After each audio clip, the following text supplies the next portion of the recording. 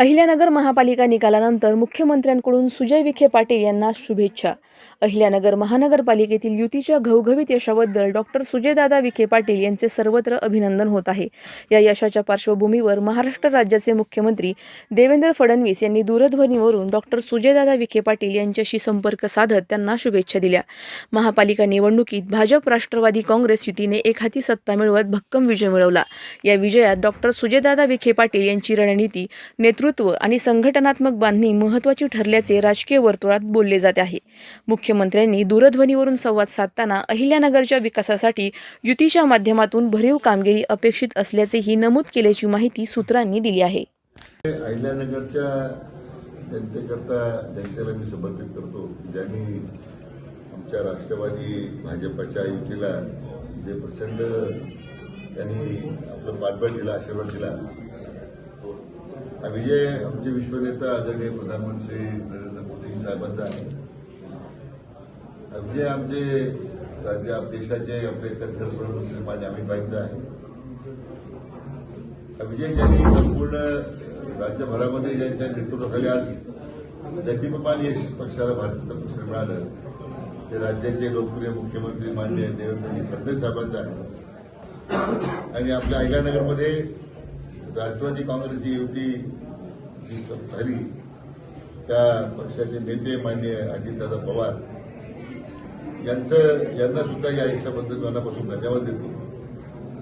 मला मनापासून या शहराचे लोकप्रिय आमदार माननीय संग्रामभाई जगताप आणि आपले डॉक्टर सुजय विखे पाटील दोघांनी अतिशय परिश्रम घेतले आणि युती अभेद्य राहिली.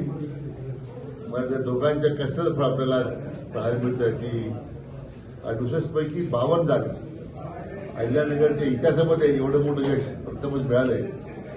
त्यांचं सुद्धा मी दोघांचंही मनापासून अभिनंदन करतो. एकंदरीत आपण पाहिलं तर खासदार सुजय निलेश संख्या आहेत, मात्र एकही जागा तुतारीला पक्षाला आली नाही. उंबटाही कुठंतरी एका जागेवरच विजय झालेला आहे. एकंदरीत मला वाटतं जनतेने ज्यांना नाकारलं त्यांच्याबद्दल काय प्रतिक्रिया देणार, त्याच्यात जनतेनेच ती प्रतिक्रिया नाकारून व्यक्त केलेली आहे.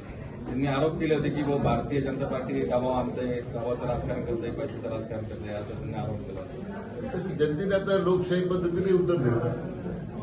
ईव्हीएमवर पुन्हा शंका घेण्याचे कारण अरे आता निवडणूक आयोगावर आता शिवसेनेचे नेते, आता गटाचे नेते आरोप करायला लागले.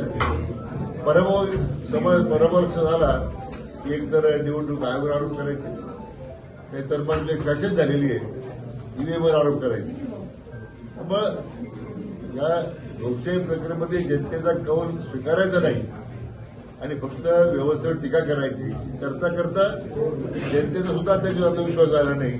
हे सगळ्या राज्यभरातल्या महापालिका निवडणुकीच्या निमित्त आपल्याला स्पष्ट दिसतं. प्रचारात दंड थोपटणारे आता मात्र निकालानंतर गायब झालेले दिसून येत आहे. त्यांनी काय करावं त्याचा प्रश्न. आम्ही एक विशेष ते कार्यक्रम तो जनतेसमोर गेलो होतो. आमदार संग्रामभाई जगताप असतील, डॉक्टर सुजय असतील, त्यांनी विश्वासाचं एक विश्वासक असं शहरात अहिल्यानगर शहराचा विकासाकरता लोकांना आश्वासन दिलं होतं आणि लोकांनी त्याचा विश्वास ठेवलाय, शिक्कामोर्तब केलाय. त्यामुळे मला वाटतं आता जनतेचा विश्वास सार्थक ठेवण्याचं काम आता या भाजप राष्ट्रवादी युतीला आपल्याला करावं लागलं आहे. महापौर पदाचं काय सूत्र ठरलंय? महापौर पदाचं काय सूत्र ठरलेलं आहे का? युती आमची दोघे तरुण आहेत, दोघे निर्णय घेतील. महाराष्ट्रामध्ये ठाकरे ब्रँड आहे सध्या, म्हणजे निवडणुकी महापालिका निवडणुकीमध्ये पुन्हा एकदा एकत्र आले होते, मात्र कुठेही त्यांचा जन्मत आला नाही. मुंबईतून नाही झाले आणि महाराष्ट्रात कुठं निवडणुकीत पूर्वी जर माझ्या प्रतिक्रिया पाहिल्या, मी सांगितलं असे कोणी एकत्र निवडणूक बदलत नाही, निश्चित बदल असं की ही लोकशाही पद्धतीमध्ये जनता जो आपल्यासाठी झगडतो, काम करतो, त्याच्यासाठी जनता त्यांनी बदल उभे राहतात. मुंबईच्या पायाभूत सुविधा बदलताना एवढा मोठा प्रचंड बदल माननीय देवेंद्र फडणवीस यांनी करून दाखवला.